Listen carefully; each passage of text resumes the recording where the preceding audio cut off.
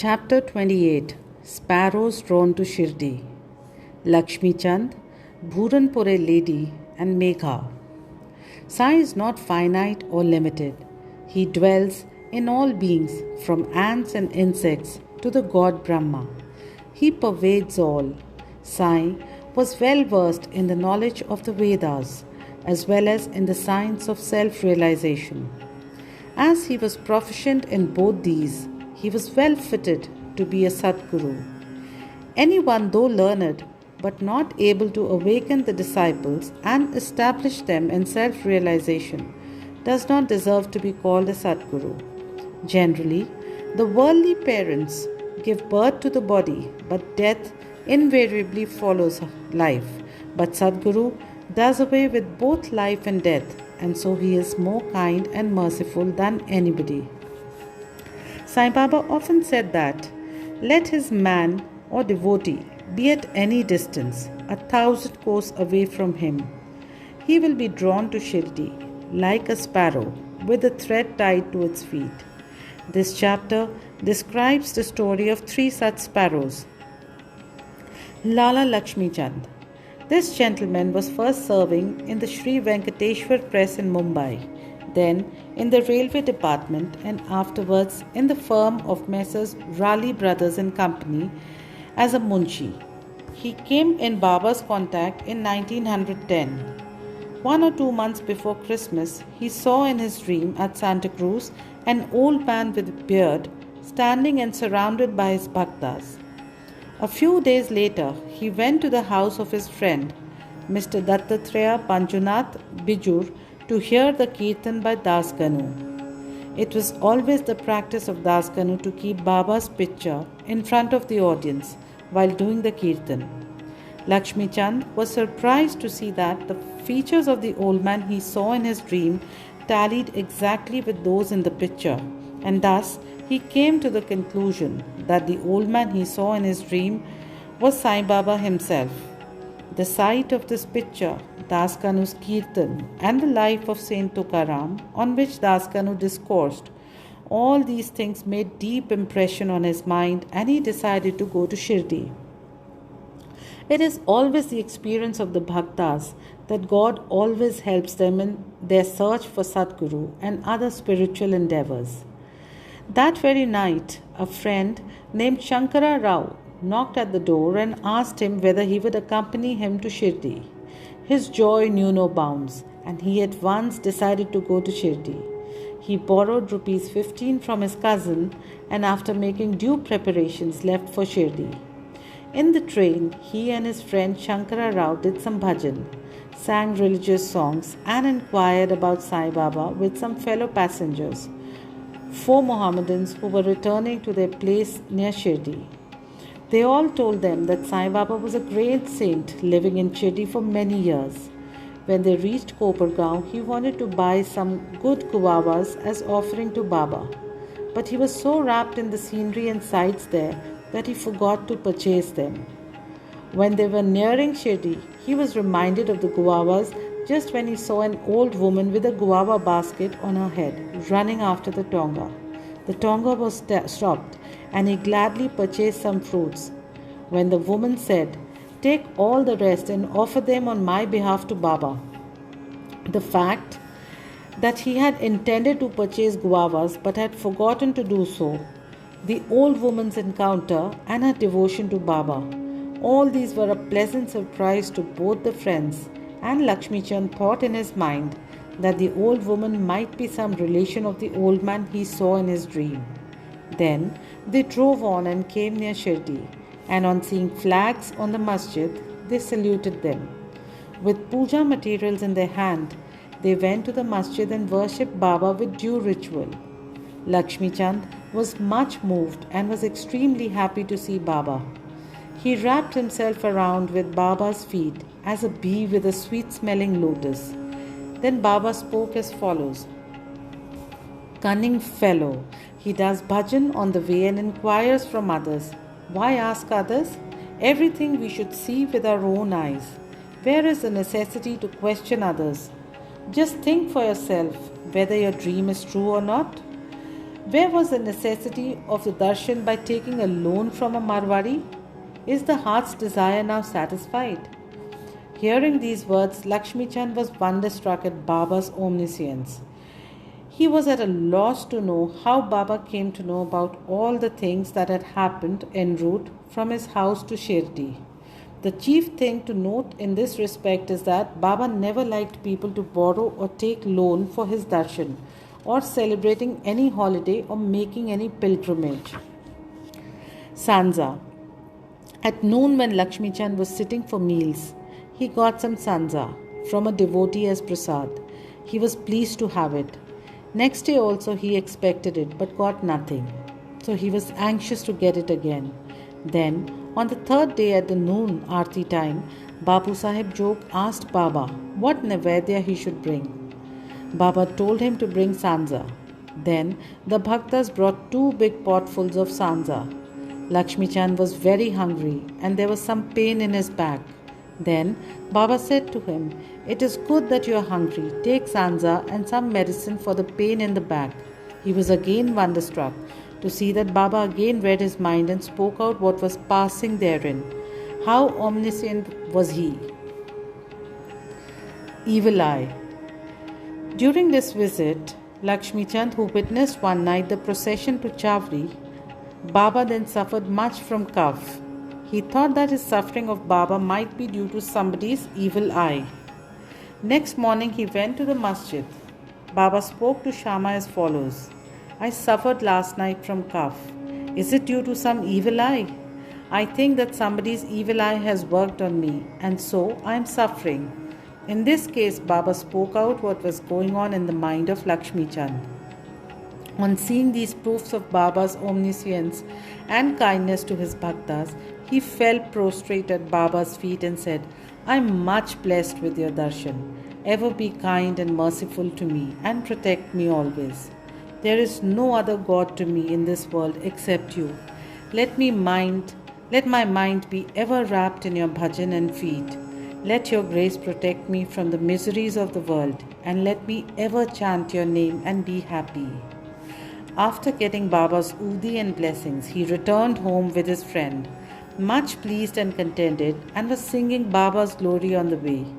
He remained a staunch devotee of Baba then onwards, and always sent garlands of flowers, camphor, and dakshina with any person of his acquaintance bound for Shirdi. Buranpure lady. Now let us turn to another sparrow or devotee. One lady in Buranpure saw in her dream Sai Baba coming to her door and begging khichdi for his meals. On waking up, she saw nobody at the door. However, she was pleased with the vision and told it to all, including her husband. He was employed in the postal department, and when he was transferred to Akola, both husband and wife, who were devout persons, decided to go to Shirdi. Then, on a suitable day, they left for Shirdi, and after visiting Gomati Tirth on the way, reached Shirdi and stayed there for 2 months. Every day they went to the masjid, worshipped Baba, and passed their time happily. The couple came to Shirdi to offer khichdi as nevedya, but for the first 14 days, somehow or other, it could not be offered. The lady did not like this delay or tardiness. Then, on the 15th day, she came at noon to the masjid with her khichdi.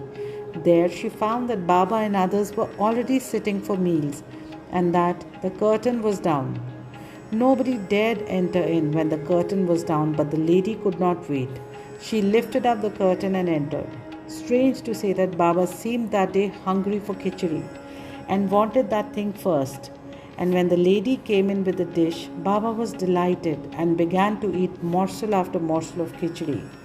On seeing the earnestness of Baba in this respect, everybody was wonderstruck, and those who heard the story of khichdi were convinced about his extraordinary love for his devotees.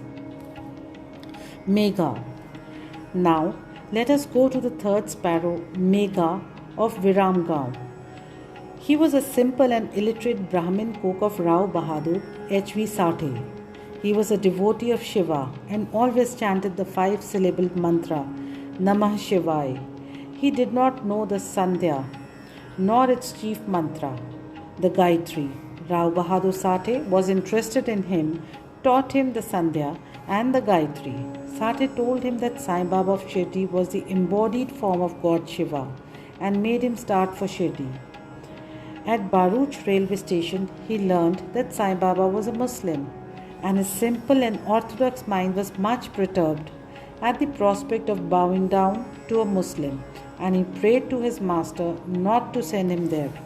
His master, however, insisted on going there and gave him a letter of introduction to his father-in-law Ganesh Damodar, alias 𝙒𝙬𝙬𝙬𝙬 at Shirdi, to introduce him to Sai Baba.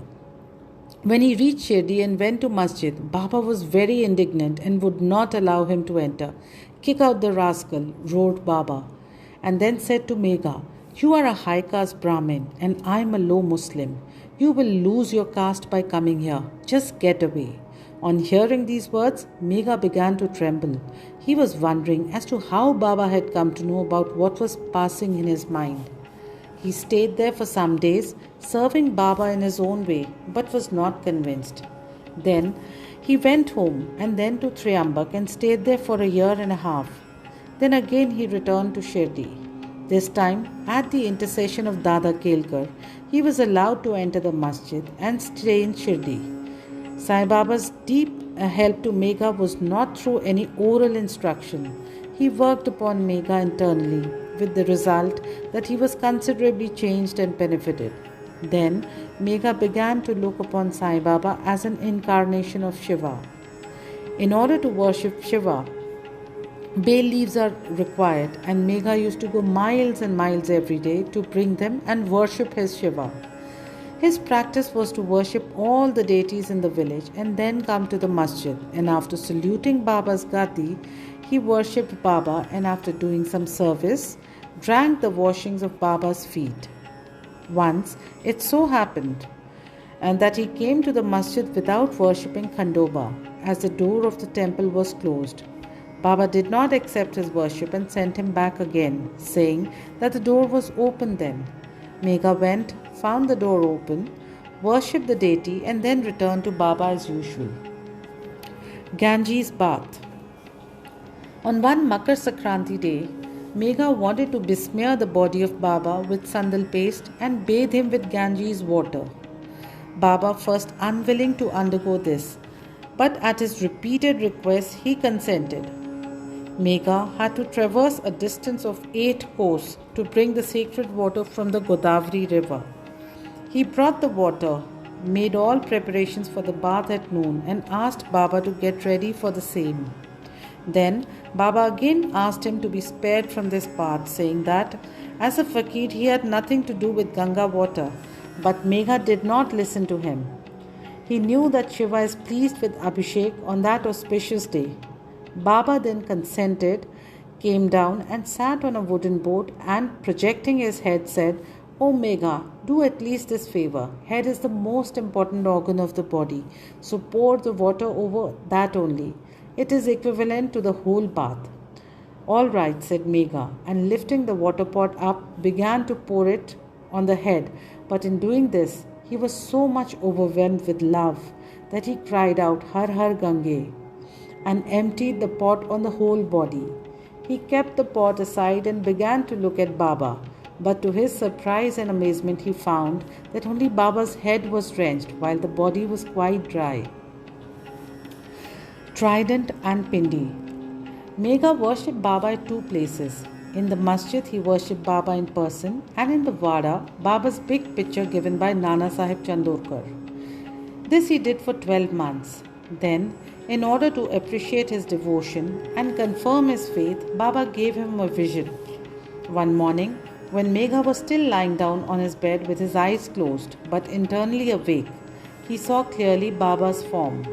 Baba, knowing him to be awake, threw akshata, rice grains marked red with kumkum, and said, "Megha, draw a trident," and disappeared. Hearing Baba's words, he eagerly opened his eyes, saw no Baba there, but only rice grains spread here and there. He then went to Baba, told him about the vision, and asked permission to draw trident. Baba said, "Did you not hear my words asking you to draw a trident? It was no vision but direct order. My words are always pregnant with meaning and never hollow. Megha said, I thought you woke me up, but all the doors were closed, so I was doubtful and thought it to be a vision. Baba rejoined, I require no door to enter. I have no form. I always live everywhere. As a wire puller, I carry on all the actions of the man who trusts me and merges in me. Megha returned to the Vada and drew a red trident on the wall near Baba's picture.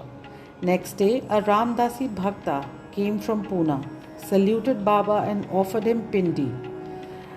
At this time, Megha also turned up there. Baba said to him, See, Shankar has come. Protect him now. Megha was pleasantly surprised to see the pindi.